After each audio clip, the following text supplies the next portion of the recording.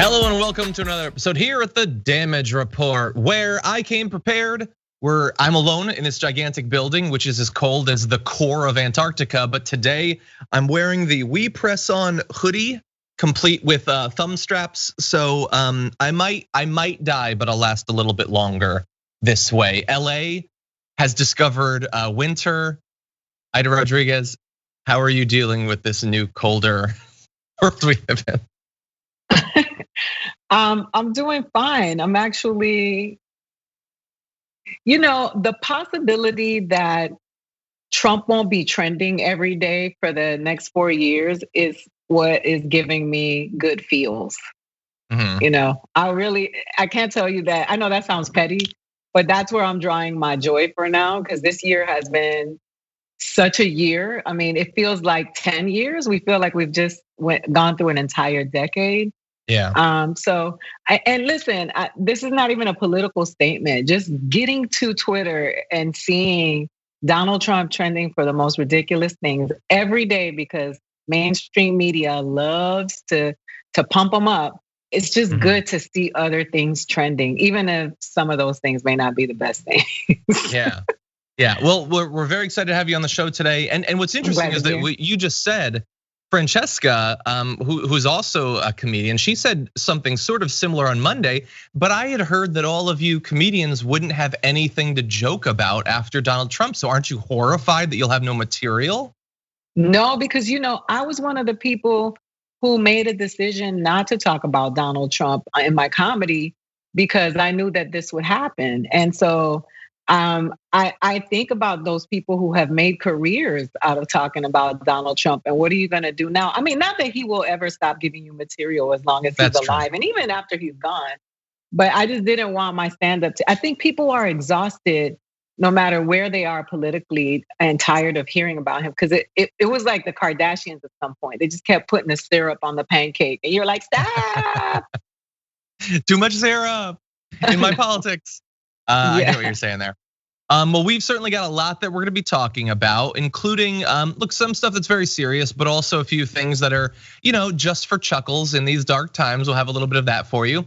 But everybody who's already watching, whether you're on YouTube or on Twitch or the members or whatever, feel free to like the stream or whatever your platform equivalent is so that people know that we're live. And as you send us in messages, comments, super chats, tweets, all of that, we'll be responding as we go along. We've got so much though, Aida, we might as well launch right into it. What do you think? Let's go. Let's do it. Okay.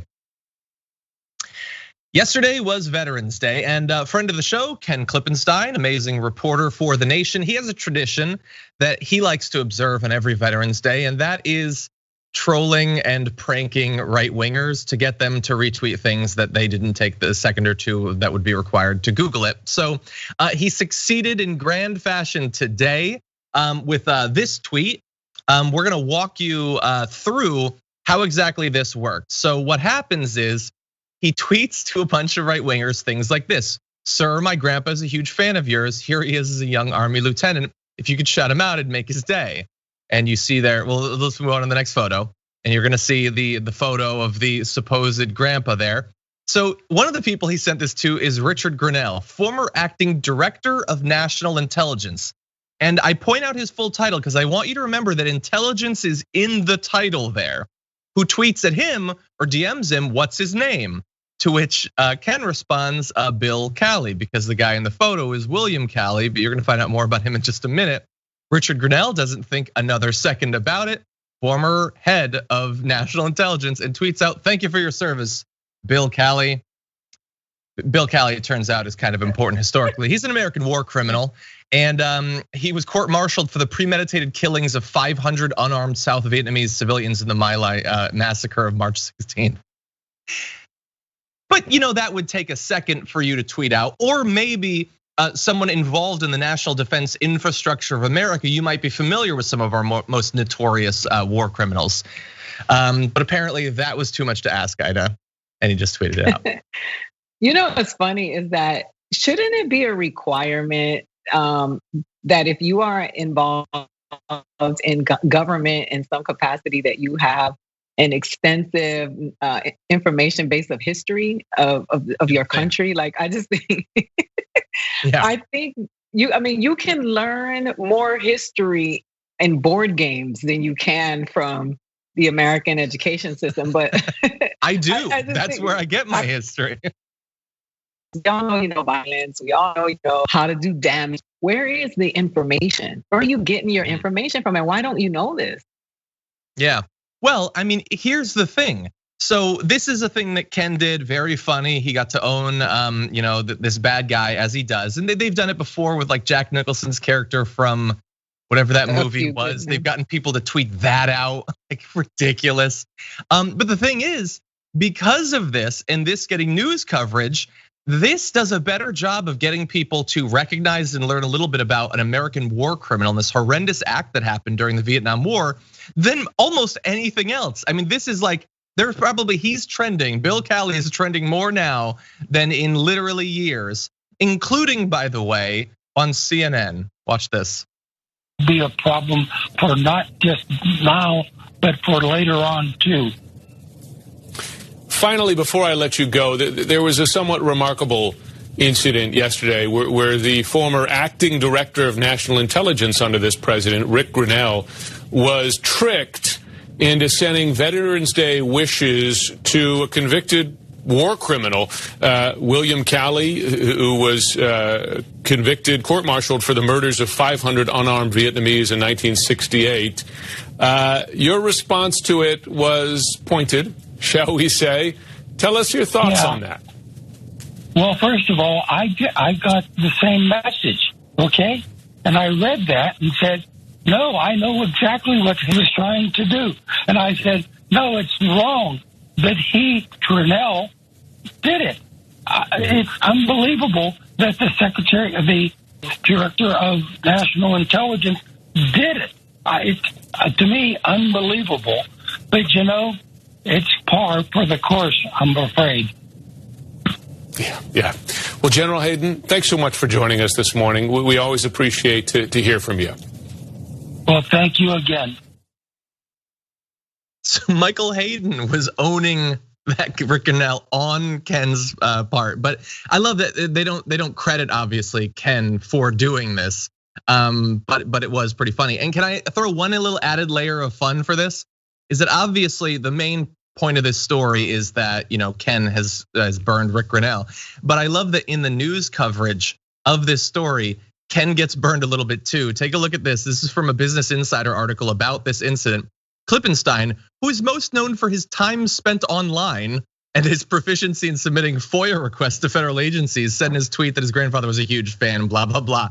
I love that they have to point out that he's known for being online a lot. That's messed up. Come on. So is Donald Trump. Yeah. So is Donald Trump, the president of the United States of America.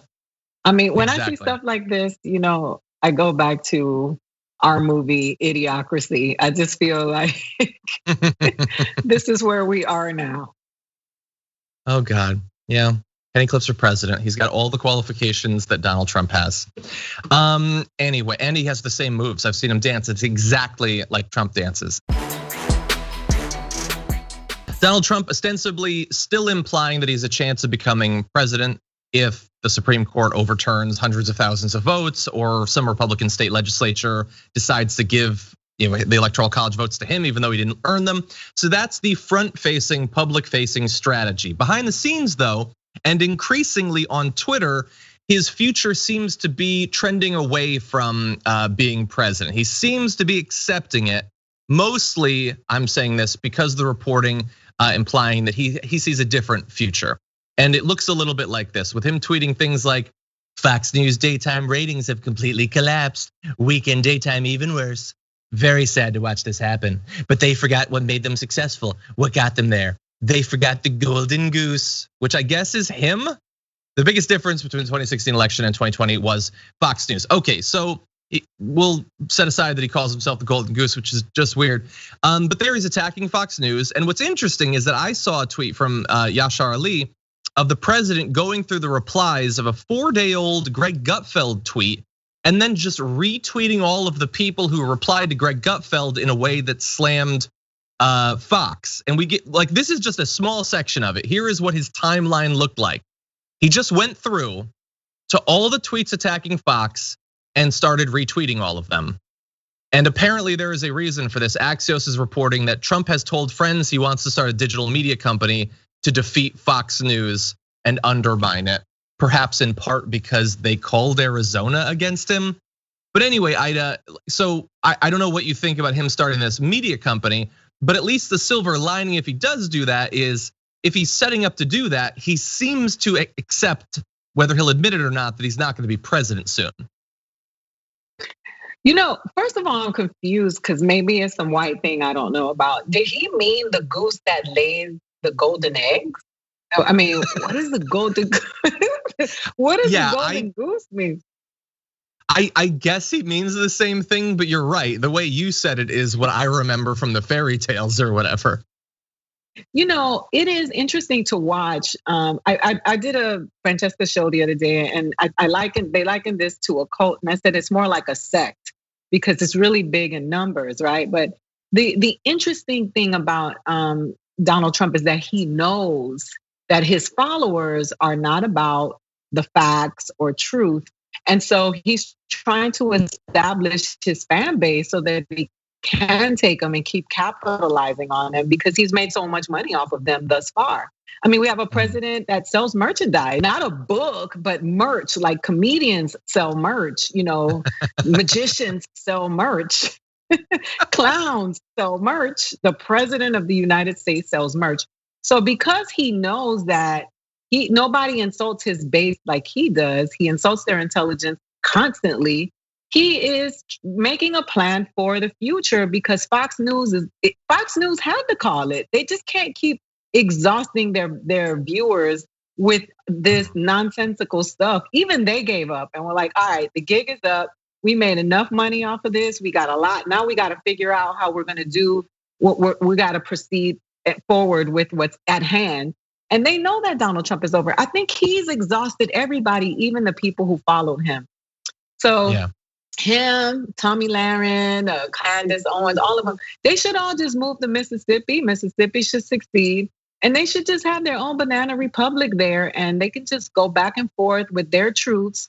And they don't have to worry about the immigrants and the Muslims and the black people. And they can have sheriffs and, restore law and order and do their own thing. And I don't know where they're going to get the money from because the Mississippi, like I tweeted today, it's like that kid that says, I'm an adult, I'm moving out. Can I borrow some money for the deposit?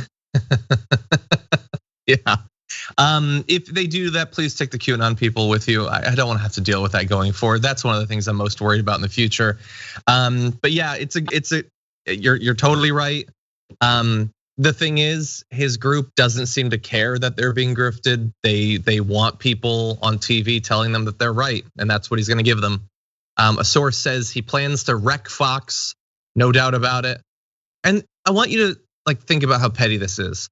So, and it's not like this is new, but Axios is reporting some Trump advisors think Fox News made a mistake with an early call seconded by the Associated Press of Biden winning Arizona. That enraged Trump and gave him something tangible to use in his attacks on the network. Okay, so he's still angry, it's like a full week and a half, I guess, at this point, since the election about the fact that they called Arizona.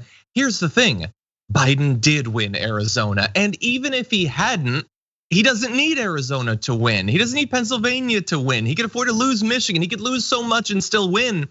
It seems so petty to focus on this one minor thing that had nothing to do with Trump eventually somehow winning the election. It seems like he's focusing on this because he doesn't want to sort of zoom out and look at what his future actually looks like. It's pathetic, but clearly, judging by the Twitter activity at least, a lot of Fox viewers or former Fox viewers also believe that Fox is dead or dying, and instead they should go to OANN or Newsmax, or I don't even know what some of these are, but these other alternatives, I guess. What's funny is that the people who made fun of others for participation ribbons are now crying for the participation ribbons. Arizona is just a participation ribbon for Trump. So what? You got those 3 electoral votes. Still makes not enough difference where, and listen, they're gonna recount votes and you're still gonna lose and you're gonna elongate the embarrassment where you could have just gone. You could have just flipped the table over and just had a tantrum in that macho style that those dummies like, and then stormed out and say, you know what, I'm gonna form my own country and be the president of my own country. And then that would have been more respectable than to continuously try to undermine the process that made it possible for him to be president in the first place. Exactly. Yeah.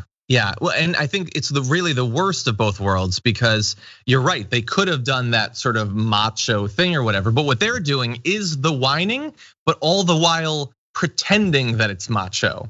It's like they can't even do the stupid, like thick-skulled macho thing. Trump got this. So there was a tweet from Scott Baio, who had gone to some store and organized mugs so that it said, "Trump is still your president," and Trump retweeted it.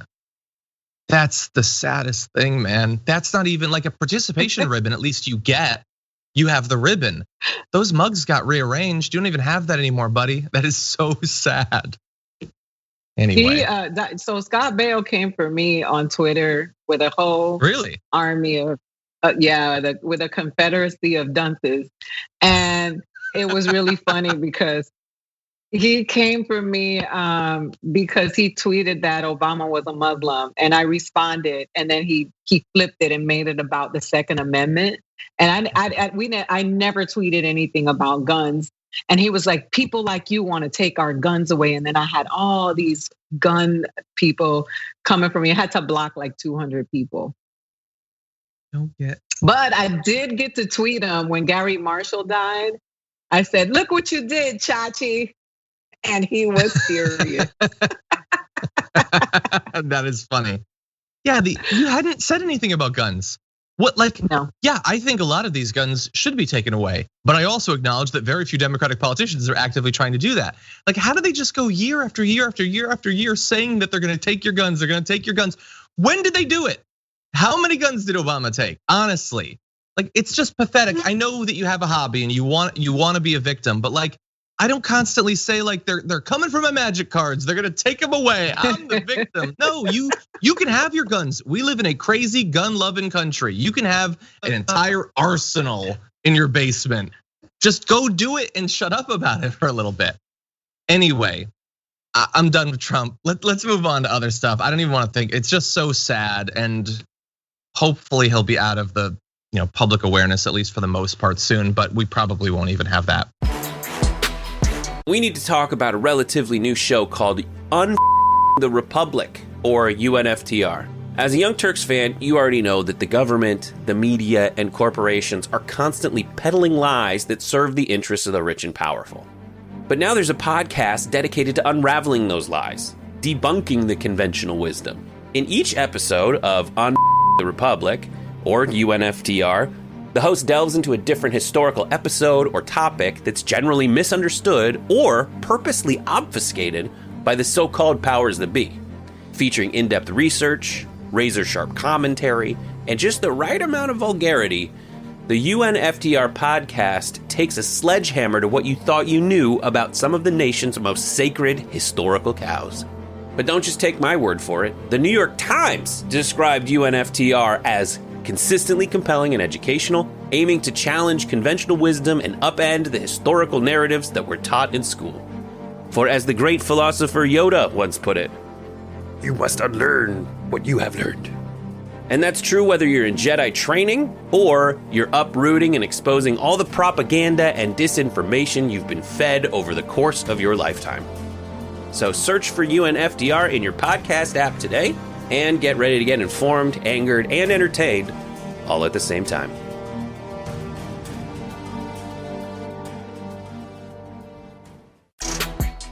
We're finding out a little bit more about Joe Biden's incoming cabinet and team, including the choice of chief of staff. Apparently it is going to be Ron Klain, who's someone who I did not remember much about him in his service in office, but learning a lot. And turns out a lot of people pretty happy with this choice, which we're gonna turn to. But first, here's a little bit of a statement from Joe Biden when this was announced, saying, Ron has been invaluable to me over the many years that we've worked together, including as we rescued the American economy from one of the worst downturns in our history in 2009, and later overcame a daunting public health emergency in 2014. His deep, varied experience and capacity to work with people all across the political spectrum is precisely what I need in a White House chief of staff as we confront this moment of crisis and bring our country together again. I don't necessarily like the whole focus again on working with people across the political spectrum, but Biden is Biden and he's gonna say stuff like that. So Klain has been a senior advisor to Democratic presidents, vice presidents, candidates, and senators, served in the late 1980s as a top aide to Biden when he was chairman of the Senate Judiciary Committee, and ran Biden's office when he first became vice president. So that's his attachment to Joe Biden. But in addition, he served as the chief of staff to the former vice president Al Gore and the staff director of the Senate Democratic Leadership Committee. He has worked with several Democratic presidential campaigns, including Biden's 1988 and 2008 presidential campaigns. He was also the lead Democratic lawyer for Gore during the 2000 presidential election recount. That's obviously, that didn't go well, but, and man, is it crazy Biden's been running for president for like decades. But anyway, Aida, did you have any thoughts about this choice of Ron Klain? Well, I mean, I do have a choice. I mean, I do have something to say about the language that we keep hearing in terms of let's get back to the America that it used to be. Let's get back to the old school racism. I think we use that word and see that these people in terms of people in this country changing anytime soon, or at least not during this presidency. Yeah, I don't like that language either. My hope is that it's Biden's rhetoric. Like that's the theme of his campaign, so he's gonna say stuff like that. We're gonna see if it's what he actually does, the choices he makes. At least in this one, it's looking okay. Really surprised to see some of the reactions. I'm gonna give you 3 reactions, and I have never seen these reactions line up before. So AOC tweeted, "Good news and an encouraging choice." Ilhan Omar tweeted, "Excellent choice, congratulations, Ron Klain. What a blessing to slowly be moving away from chaos." So AOC, Ilhan Omar both see this news positively. You know who else says? Hugh Hewitt, who says it's a terrific choice. He's been a serious student of the risk of pandemic for a long time. I've never seen AOC, Ilhan Omar, and Hugh Hewitt respond the same way to any bit of news ever. So that seems like a good sign. That's how traumatized the country is. But I did see that Biden had made some plans to really seek out what was happening with the immigration in America, and I really salute that. But I do know that after saying that African Americans had his back, I would love to hear language about Black people in this country. We've heard about immigrants, we've heard about Indians, we've heard, and I'm Latina, a child of an immigrant. Also, I'm here for it. So I would like to know when we're gonna hear about what's gonna happen to improve the conditions of Black people in this country. The ones who showed out in droves to make sure that they won, and Kamala also, who, as a Black woman, called on Black women to show up, and they showed up in Atlanta, they showed up everywhere, all over the country. And I would like to know what the plans are for Black people in this country, and for brown people as well. I mean, the rhetoric is cool, but you said you would get to work. I want to hear it. And I think that, all of the choices, John, you know how I feel. If they're not progressive for me, I just take them as much as I can and say, is this a step in the direction that we want to go in? Because at that point, that's what it is for us. But I don't celebrate establishment politicians because they're gonna restore something that initially was painful for my people anyway. That's true. Yeah, and we'll have to see about those announcements. I mean, we've been tracking as the information's come out, like we had, they formed the coronavirus task force. We got a little bit of news about what they plan to do on climate today. In a little bit, we're gonna be talking about immigration, but we're gonna have to see because there's a lot of areas that need to be addressed very soon. But really fast, let's turn to a little bit different info about Ron Klain. Joe Biden's pick for Chief of Staff, Ron Klain, was actually in the news earlier this year because of his experience dealing with Ebola under the Obama administration. He was one of the individuals that was turned to as coronavirus was bearing down on our country. And now looking back at some of what he had to say, kind of wish that some of the politicians had listened to people with his sort of experience at the very least. They obviously weren't going to bring him into the Trump administration, but maybe pay a little bit of attention. Here he is actually on February 5th of this year before the House Committee on Foreign Affairs talking about the efforts that so far been put in place to deal with coronavirus. We don't have a travel ban, we have a travel band-aid right now. First, before it was imposed, 300,000 people came here from China in the previous month, so the horse is out of the barn. Second, what we have restricted is not travel to or from China, but passports to and from China. There's no restriction on Americans going back and forth. There are warnings, people should abide by those warnings.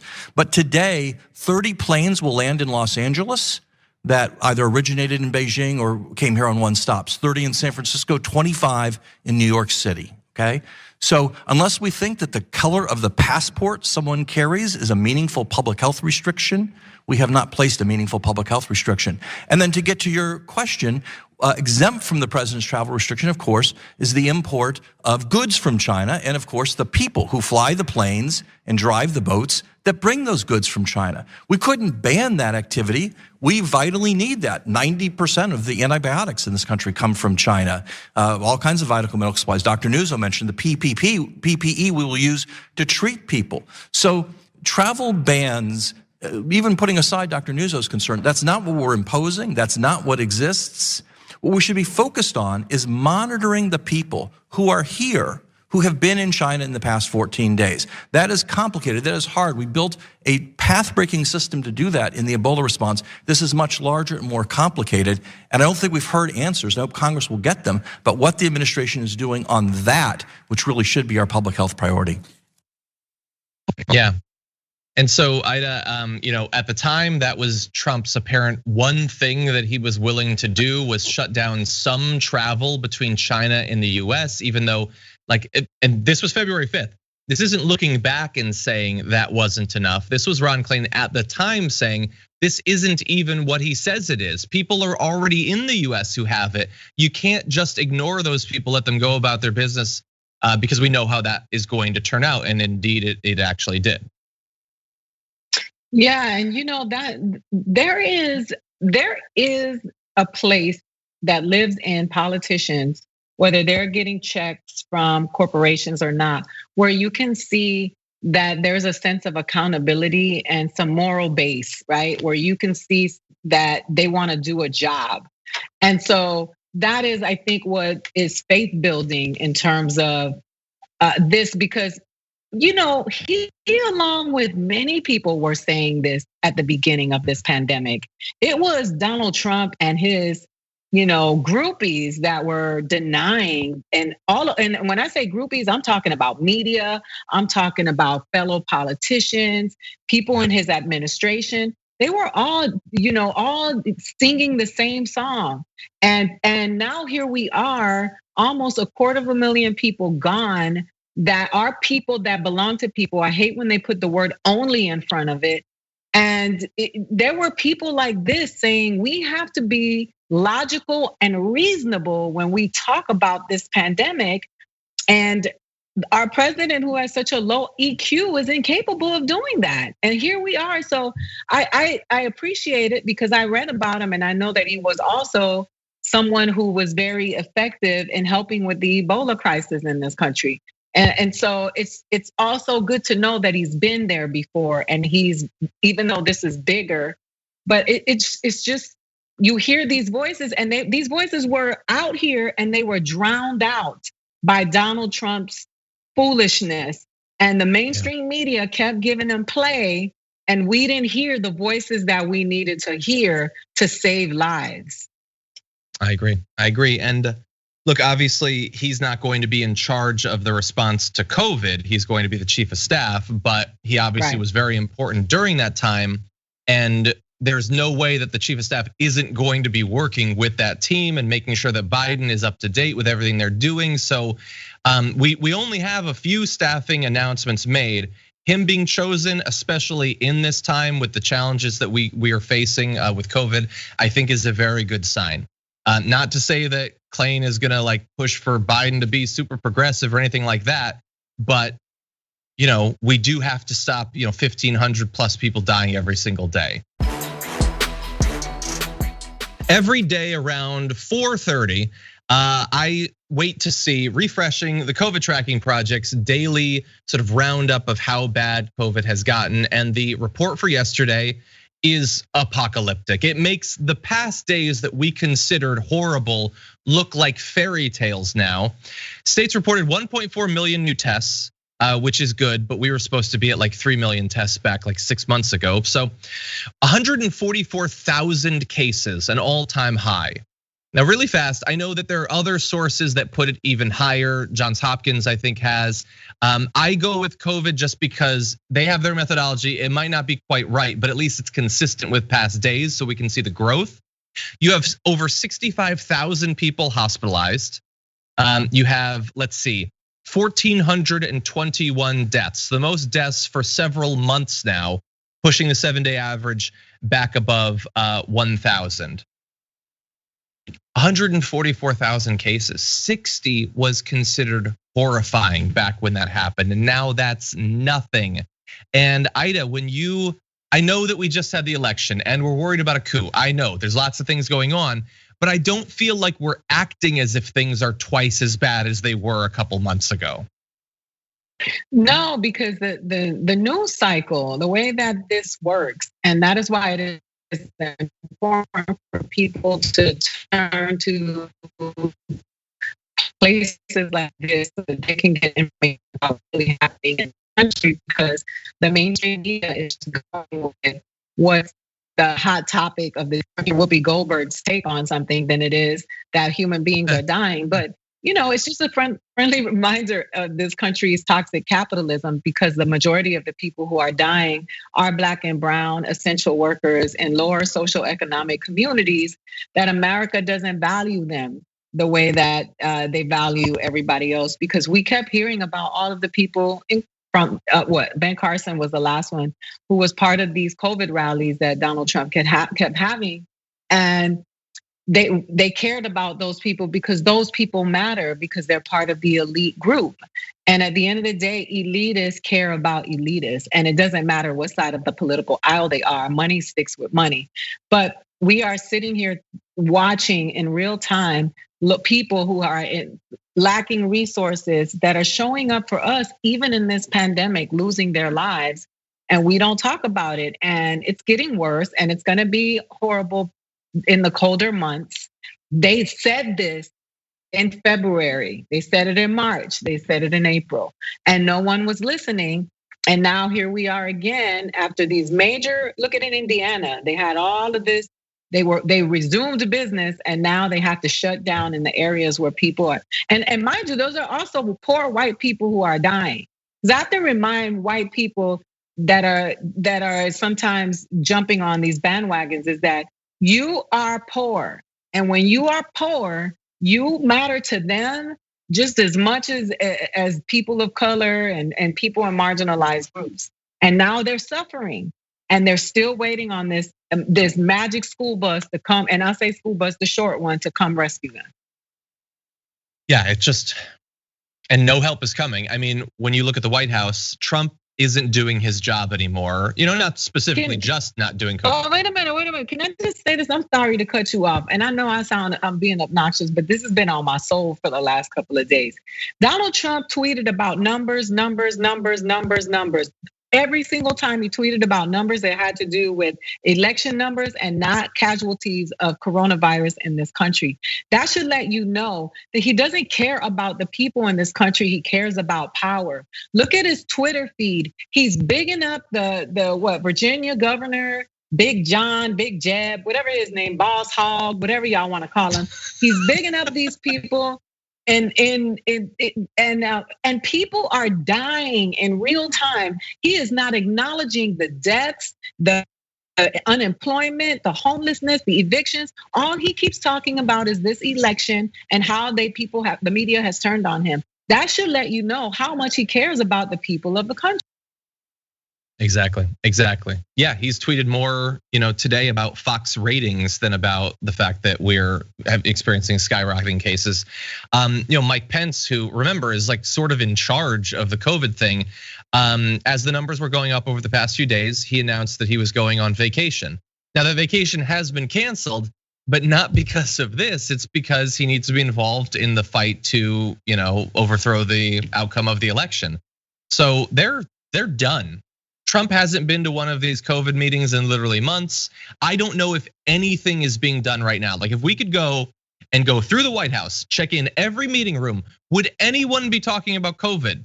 I don't see any reason to believe that they would right now. Things are getting bad. As Aida pointed out, geographically, it's changing, for the worse for some areas. You can take a look here at the different regions, and the COVID tracking project shows that more people are now dying across the Midwest than even at the peak of the summer surge in the South. So take a look at that second block, the Midwest. Those numbers on the right-hand side of it are going up so fast.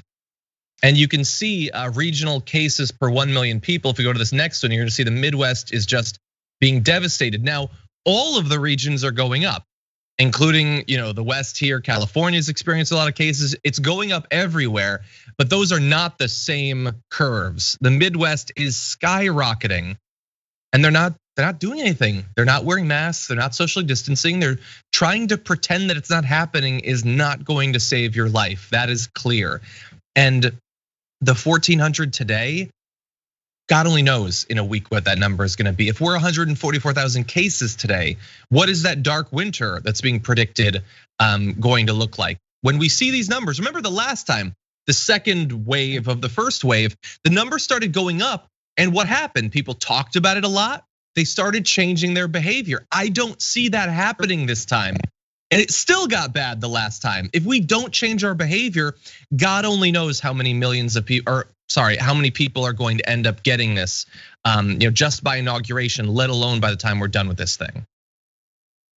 Also the misinformation that was given to people when Donald Trump allegedly had COVID-19 and his recovery, because remember, those people are the people who laud him for being so strong and powerful, but without realizing and understanding the type of resources that he has that they don't have.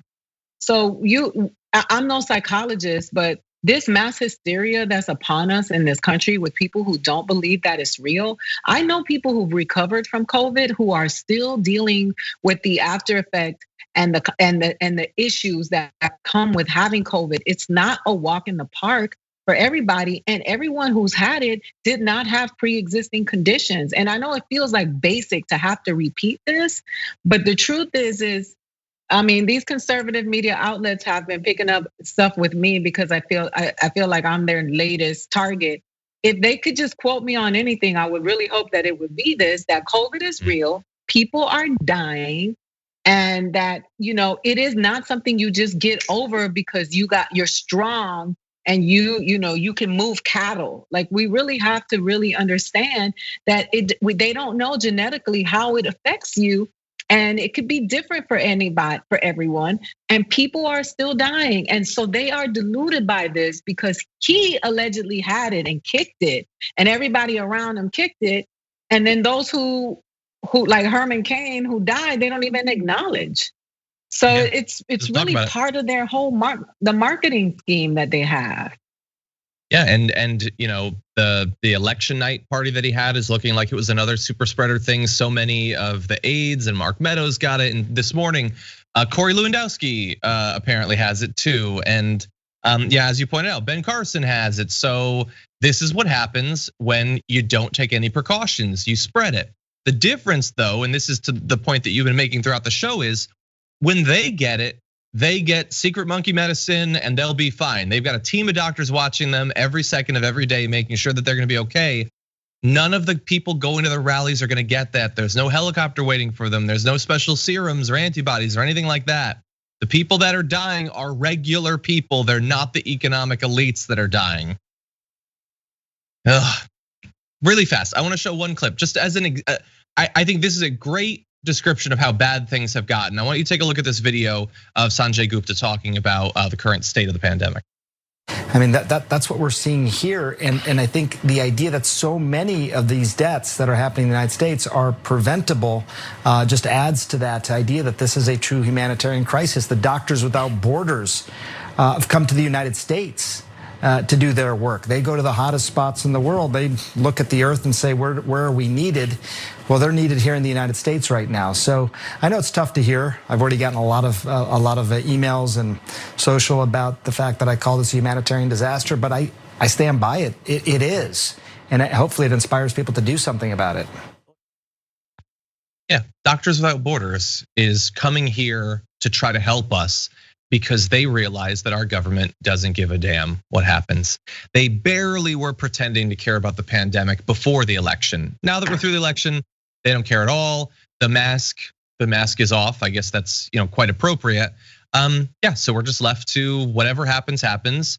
I spent months, almost every day, talking about all the signs that they were pursuing a herd immunity strategy, and this is what it looks like.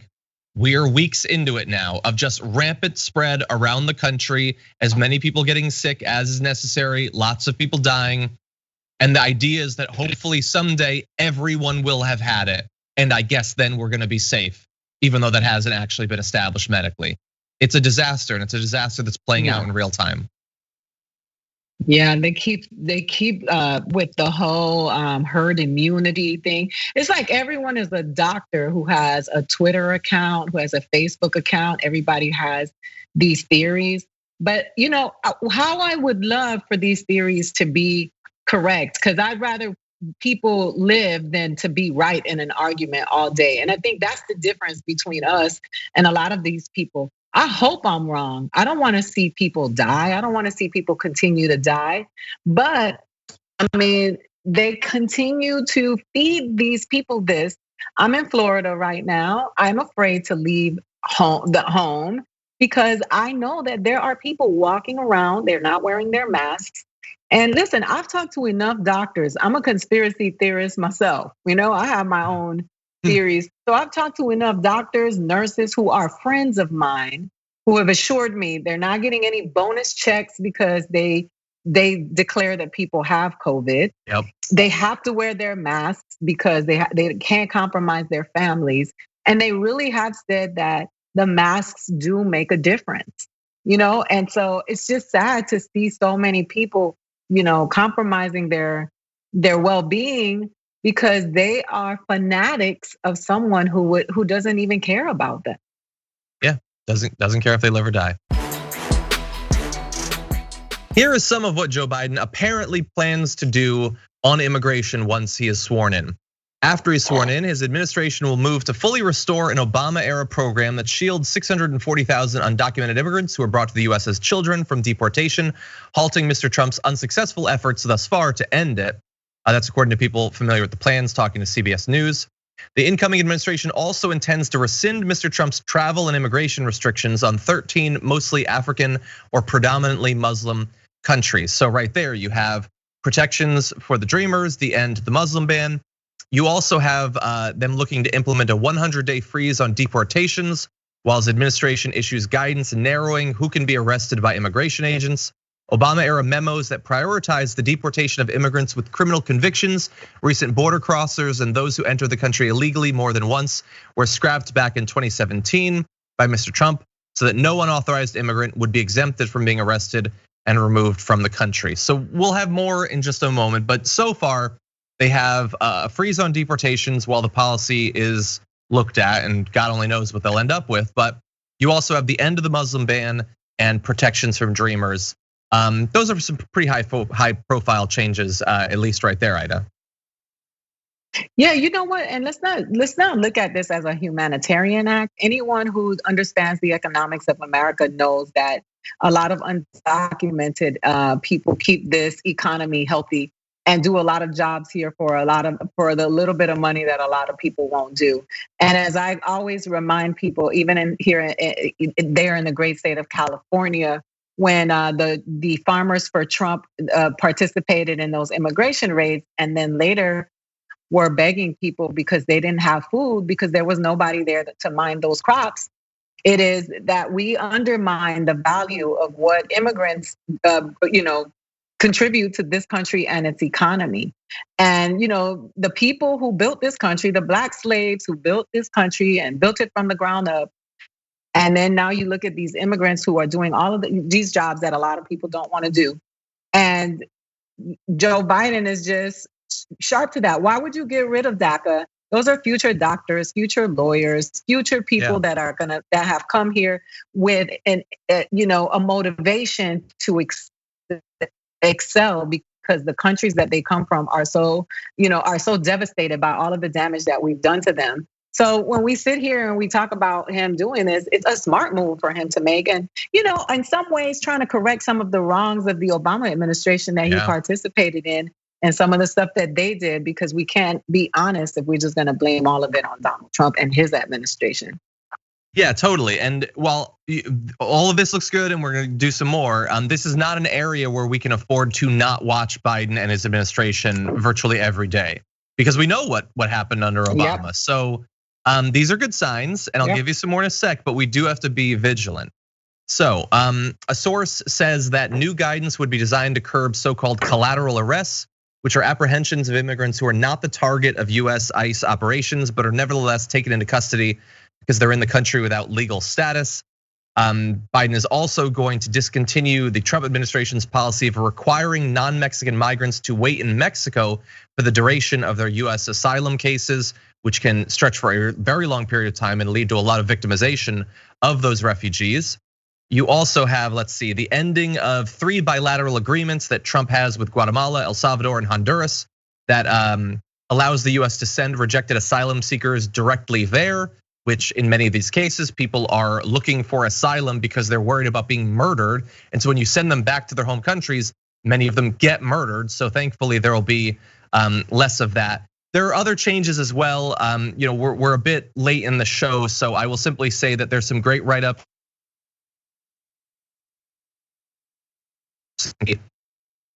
A fairly comprehensive re-envisioning of the policy, but we're also gonna have to see going forward.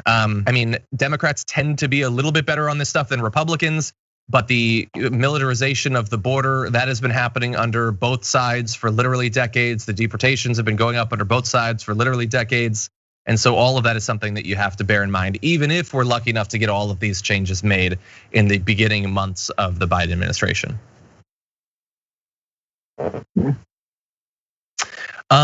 Okay, well, with that, I think that we can get one more topic in before we're done with all this stuff. And Aida, I know some of this has been pretty serious. Why don't we end on a somewhat lighter note? Yep. Matt Gaetz, for some reason, tweeted this. Tiffany Trump had a photo, so he tweeted to her, fire, heart size, thumbs up, which I think we can all agree is the thirstiest tweet that has ever been sent in the history of Twitter. I don't know what that is. We're gonna have some responses, but Aida, he's a congressman. That's the president's daughter. And the only thing he didn't put is an eggplant. Like all the rest of it's there. You know what's funny is that Matt Gaetz is probably one of the most embarrassing members of our, political. I mean, the way that he kind of tokenized Ernesto, and that was when he had that exchange with that we talked about earlier with the congressman, and he pointed out that he was not racist because he had this was it adopted son or whatever, but it just seems like he always works his way, works an angle to try to maintain some sort of relevance, and he feels like an actor or a rapper or anybody whose career isn't going anymore, and now they just chime in on politics, and they realize they can get a little bit of action on that in that direction. But I just think it's embarrassing to watch him because I feel like he's so performative with his politics, and I think that it's an embarrassment. And I'm in Florida right now, and we want to wash. We need a wash. Florida's been needing it for a while, actually. Okay, so let me give you a few more responses. Some of them more serious, some of them funnier. But Natalie Montalongo tweeted, below is a tweet from a sitting member of Congress. And here's a message for women everywhere. You are better than this man, and you should run for Congress. Oh God, I would love to see someone take out Matt Gaetz. Let's make that happen. Molly Jong Fast tweeted, does this feel like a classy thing to be doing on the internet? To which the only reasonable answer is no, that's a very weird thing to be doing. Kate Smith asks to make DC boring again. The producers were nice enough to put in my tweet, the thirst heard around the world. I agree. But I love, my favorite one was probably from Emma Vigeland, who quote retweeted it with a prescription for Matt Gaetz for horny be gone. But anyway, it's just so, he's a congressman, and I get it.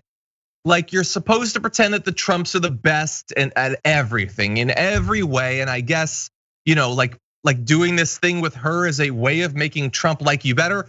Although bear in mind, it's a dangerous one because there's only one person that Trump is proven to be okay with sexualizing his daughters, and that's him. But anyway, Matt Gaetz, you're at the best of times, you're a tool and you're ridiculous and embarrassing. But in this particular case, the crime is clear. You committed the crime of being too horny. And so the sentence is equally clear. Go to horny jail. Yeah, my tweet is, does your daddy know his name yet? Remember, he didn't know his name.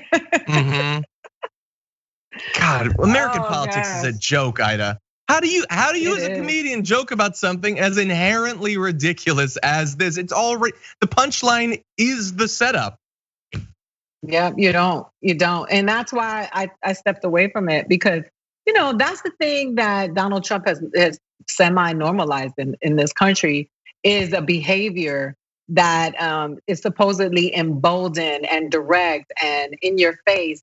But it's just, it's like Fat Albert used to say, it's like school on Saturday, no class. And so I just sit here and I watch, and these are the people who make fun of or point out, about people in lower from social economic backgrounds and call us ghetto and say that we don't speak correctly or that our subjects and verbs don't agree. And here they are behaving this way publicly, and it's acceptable because they're white and they have money. And so I just look at it and say, look what he's brought to, as if we already didn't have enough problems politically in this country from what has been happening for hundreds of years. This now you bring this. So this is the classic meme. This is how it started. This is where we are now. and the where we are now is just a big old trash can that's on fire. 100%. Okay, that was a fun end of the show. Aida, as always, thank you so much for joining us. Who is your guest on the next Truth Serum? Who can we expect to see? Me. So it'll be me. I have Ben is coming on. Ben Dixon is going to come on in a couple of weeks. I have. Nice. I'm actually going to have some comedians come on and talk about politics. I'm forcing them to come on and roast the year. Yeah. And then yes, and then I want you to come back, because I really want us to talk about climate change and really break it down from the perspective of communities of color, because I think that we don't understand. A lot of us don't know that really is affecting us. Awesome. 100%. Had a great experience last time. Everybody needs to follow, whether on Twitter, YouTube, all the different sites for Truth Serum. And Aida, thank you again. Great to have you on. Always. Thank you. Donald Trump hasn't been making a lot of public appearances since his loss in last week's election. He hasn't really been speaking much at all. And look, we need someone who knows Trump's mind. What is he thinking about? What is he likely to do? And there's one person I trust for that sort of analysis, and that is the editor and founder of DCReport.org, David K. Johnston. Welcome back to the Damage Report. Well, thank you for having me on again, John. Always glad to have you here. We've been talking about Trump and what he's been doing for some time. This is the first that we've spoken since the election, where he did lose. Before we move on to all the other matters that we have to get to, how did you feel about the outcome of the election? Well, I think that the Democrats still have a big problem because of the number of down ballot people and the fact that Trump got 71 million votes. The party of working people doesn't know how to connect with working people. And you'll notice around the country that those members of Congress who ran on Medicaid for all or universal health care did quite well. And I think it's very clear what the people who repealed Trump want. They have suffered for 50 years. They are making less money, as of the most recent data, 2018, less money than in 1973, 45 years earlier. In fact, they're basically getting only 50 weeks income or 52 weeks in the year compared to 1973. And why the Democrats don't get this is one of the great mysteries of American politics. Yeah, it was frustrating. Obviously good to see him lose, but bad to not see him lose in the sort of landslide that I had personally hoped for, especially considering how the pandemic has gone. Now, the last time that we spoke, you had said that one thing you were not worried about was Donald Trump remaining in office if he loses. Considering what he's been saying and doing, what his team has been doing, do you maintain that you're still confident that he's not going to be able to somehow hoodwink the American people, that he will be dragged out of there at some point? He'll be out of there at 12:01 on January 20th. I don't expect him to go to the inauguration. He might well go to Mar-a-Lago. He's even said he might flee the country. But he can do enormous damage since then. And you'll notice since I first wrote this 2 weeks ago, I think it's been 2 weeks, he's doing political vandalism. And that phrase made the New York Times a few days later. By not allowing the funds for transitions, about $9.9 million under the 1963 Presidential Transition Act, by not signing FBI agents and Office of Personnel Management agents to check people out for security clearances, and a host of other things. The Trump administration is humbling the Biden administration. They're trying to make sure that they will not succeed. They're putting our national security at risk. This is absolutely outrageous conduct. And that all of these Republican office holders, with 4 exceptions that I know of, are supporting it, tells you that the Republicans have become the party of Trump, that their leaders below Trump are all moral jellyfish. They're spineless, they're blind, and they're perfectly happy to be cast into the chaos created by Trump. I like, that's a good metaphor there. So you're confident that his schemes are not going to work. What do you think about both Trump and many of those Republicans that you're talking about? That they're obviously saying that there's voter fraud, that these challenges are serious, but that doesn't necessarily mean that they actually believe that they are, or that they believe that any of these little plots could result in Trump staying in office. Do you think that there are true believers? Do you think that Trump is a true believer? Or is there some other reason that they're going through all of this? Oh, Donald is not a true believer. Donald is just emotionally unequipped to accept anything other than he is the ruler for life of the US, if not the whole world. As for the rest of them, you are old enough, John, to remember when Republicans claimed to be the party of principles and ideas. And we've seen that that's a complete fraud. And this is not good for the country, by the way. We want to have competing political parties who are putting forth different ideas. But ever since 26 years ago, I think now, Grover Norquist said that bipartisanship is date rape. We have seen this cleaving of the country into an attitude on the right of our way or the highway. And the Democrats saying, oh, we're nice people, and why don't we sit down and have tea? And it's been terrible for the country and will continue to be terrible. But you watch, Donald Trump will try to be the shadow president in exile. He's already telling people turn off Fox News and go to OAN and Newsmax, which are just crazy places. I was visiting both of them today to just make stuff up or take the littlest thing they like and turn it into a conclusion that the election was fraudulent. There's been no evidence of widespread fraud and nothing close enough to overturn the election. Yeah. As to that point about OAN and Newsmax, I mean, there's some reporting saying that he's once again sort of thinking about the possibility of setting up some sort of Trump TV, maybe a purely digital thing, which seems to imply that he doesn't expect that he's going to stay in office if that's something he's planning for, but maybe it's just a backup plan. What do you think about the possibility of that and how it would be received by his fans? Well, all of 32 years that I've known Donald, one of the characteristics of him is he's lazy. He doesn't do things. Other people do them and he pays them for them. He didn't build Trump Tower and develop it. He hired people, Dare Scott to design it and HRH to build it. And so if there is a Trump TV, if OAN were to rebrand itself as Trump TV, he's just going to get paid to whine and complain. You're not going to see him do any actual work. Whatever you think of Roger Ailes, you have to admire that the guy was hardworking and set out to achieve the goals he set for himself and for that organization. Donald's not like that. Donald is just, he's lazy. He's 74 years old. And by the way, he's depressed right now. I pay a lot of attention, and I always have since we first met back in the 80s, to how Donald walks. And there are days when he walks smartly, like he's still a cadet at the military academy he was sent to for misbehaving when he was the summer he turned 13.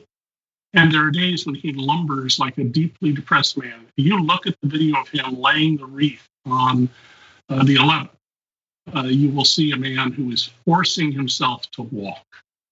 Wow. I actually had not noticed that. That is interesting. Okay, so Trump is doing quite a lot of whining, whether he thinks increase his chance of staying in office or for some other thing. But that's sort of on Twitter. Behind the scenes, I mean, you've been talking about, as you said, the political vandalism, I think was what you called it. And you identified the pretty scary firings, as well as, I don't know if you heard about this, but that when some of the individuals who were fired were leaving, they were given a clap out. And then apparently the White House had been wanting a list of names of people who clapped for those who were leaving to potentially fire them as well. So what are some other things that you think we would be wise to watch for between now and Inauguration Day? What other sort of vandalism could he get up to? Well, you're seeing a classic authoritarian purge that's going on right now. Be very worried if he starts firing any generals or admirals. He does not have the support of our military officer corps. And a very important point, very few Americans seem to know. Under our Constitution, military officers take an oath to uphold the Constitution, not to follow the orders of the president. Only grunts and sailors also take an oath to follow the orders of the president. So if Trump starts firing generals and admirals, get very worried about what's going on. I anticipate that he will bring lawsuits. They may attempt to prosecute some people. That's going to be very difficult for Bill Barr to do since it could expose him to risk. I do think it's possible he can talk Mike Pence into a deal where he resigns on the morning of the 20th and Pence pardons him. That's fraught with risk for Mike Pence because committing a government act for anything of value makes it bribery and a crime. Being president of the United States, even for 1 hour, is something of value. And were Mike Pence to do this, I would certainly hope that he would be indicted, convicted, and sent to prison. And I hope he has lawyers and advisors smart enough to say, you don't want to do that, pal. I totally agree there, but could Trump not just preemptively pardon himself for whatever might be coming when he leaves office? No. The July decision by the US Supreme Court saying that the grand jury in Manhattan was entitled to his business and accounting records is very clearly written by Chief Justice Roberts. And I don't like Chief Justice Roberts' jurisprudence. I read his decisions, but he is an honest man. He writes opinions based on his view of the world. And that opinion makes it very clear that a president cannot pardon himself because that would put the president above the law. And remember that earlier this year, George Consovoy, one of Donald Trump's lawyers, told a federal judge in an open court hearing that he could shoot and murder someone on Fifth Avenue and that the New York Police Department could not investigate that crime. That was a serious strategic blunder. It also represents what Donald thinks. Donald believes that he is all powerful. He says, I have an Article 2 that lets me do anything I want, which tells you, as I've said for years, he doesn't know what's in the Constitution because it doesn't say that. But It's very clear that a self-pardon will not stand, and a pardon under the terms I just described by Mike Pence may or may not stand. That's one I'm not clear if the Supreme Court would say that's a sham and disallow it, or they would uphold it and say the issue here is whether to prosecute Mike Pence for improper conduct, but the pardon stands. But do expect that he will preemptively pardon a bunch of people, including his daughter and his son-in-law. And remember this, under a 1925 Supreme Court decision called Burdick, if you accept a pardon, Burdick refused one on the grounds that he was wrongly imprisoned or was innocent. If you accept a pardon, you are confessing to being a criminal. You are admitting that you committed offenses against the United States, and you lose your Fifth Amendment self-incrimination rights.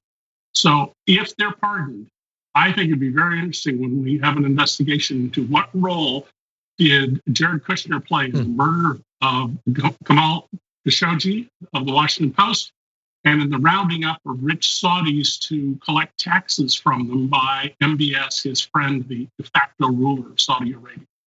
Exactly. One other topic that you've written about recently is the possibility that, depending on the way these Georgia Senate runoffs can go, in a little bit more than a month away, that Biden could face a Mitch McConnell-led Senate. After all, that it would be back to sort of what the Obama years were like, at least at the tail end.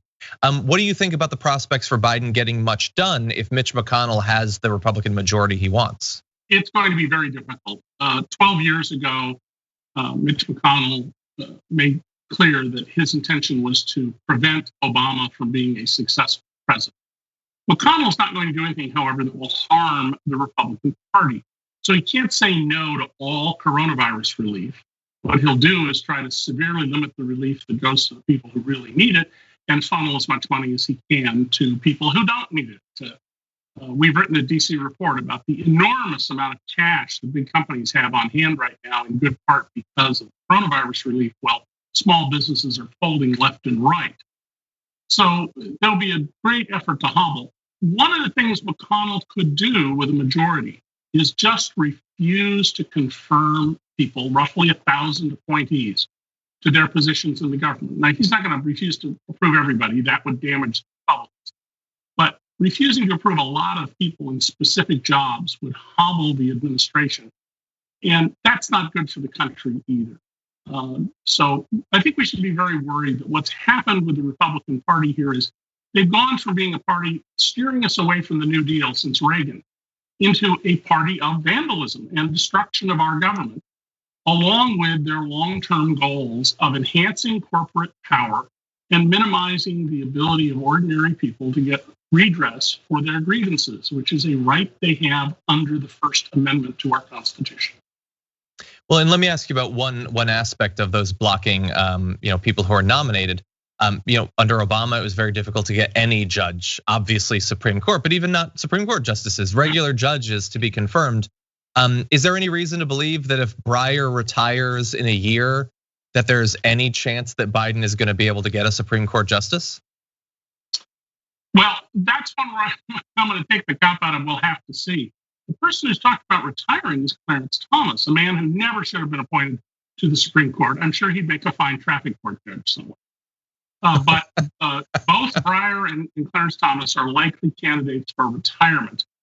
The problem that Mitch McConnell would face if either one leaves is what to do about 8-8 decisions, the 4-4 decisions by the court.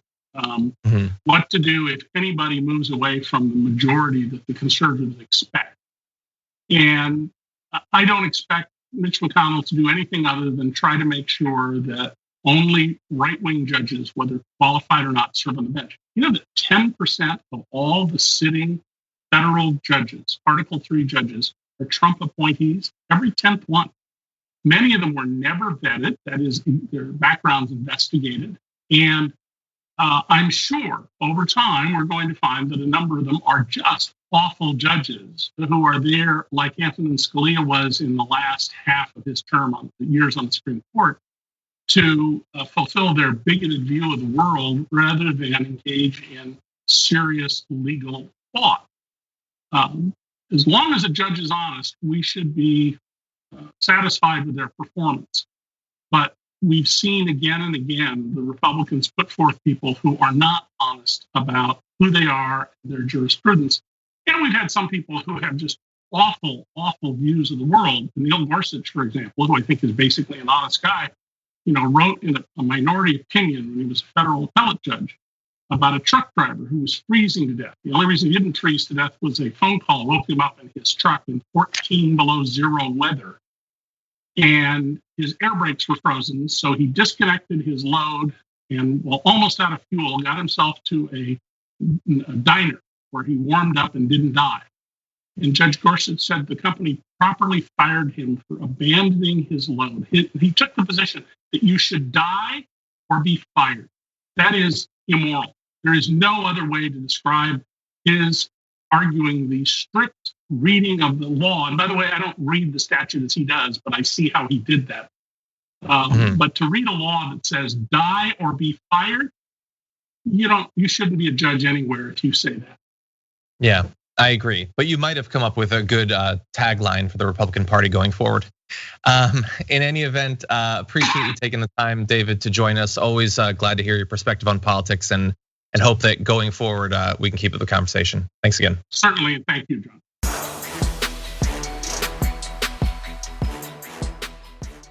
Thanks for listening to the full episode of The Damage Report. Support our work, listen ad-free, access members-only bonus content, and more by subscribing to Apple Podcasts at apple.co/TYT. I'm your host, John Adarola. I'll see you soon.